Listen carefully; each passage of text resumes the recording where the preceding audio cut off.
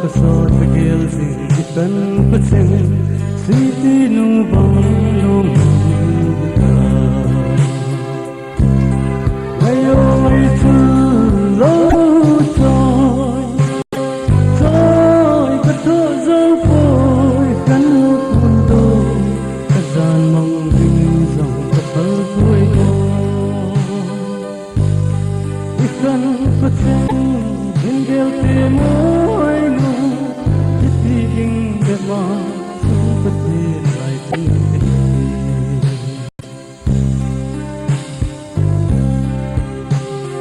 dalam sahabat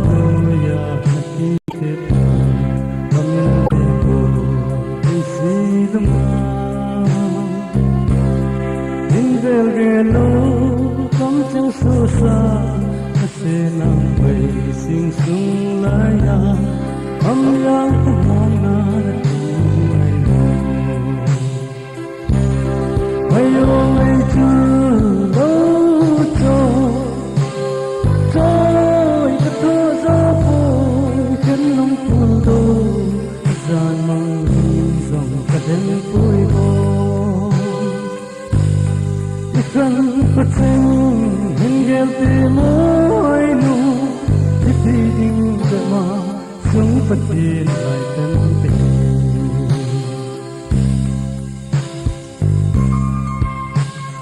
kanin mo nga lunggit na nahili kamsing kate hinelatan ibang langin kahapon din senlay na bang oi nani nang senay so kahilo ayo ngay suloto soy katozang po'y kanong puno kasan mong hinsang kapal ko'y mo ikan patsing hinggil timoy no itiging dama sung patin ay tante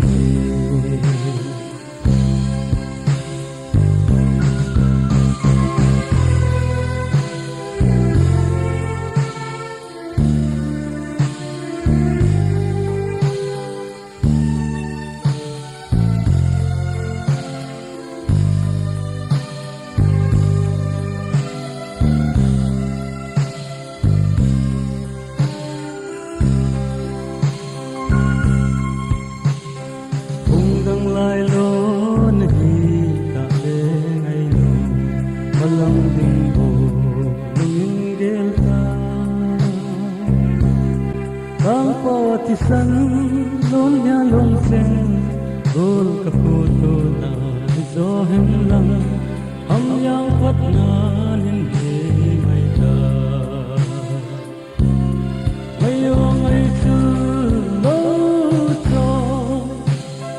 toy katozang po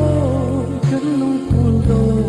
kasan mong binisang kaden po'y po ikan patsing hinggil timoy no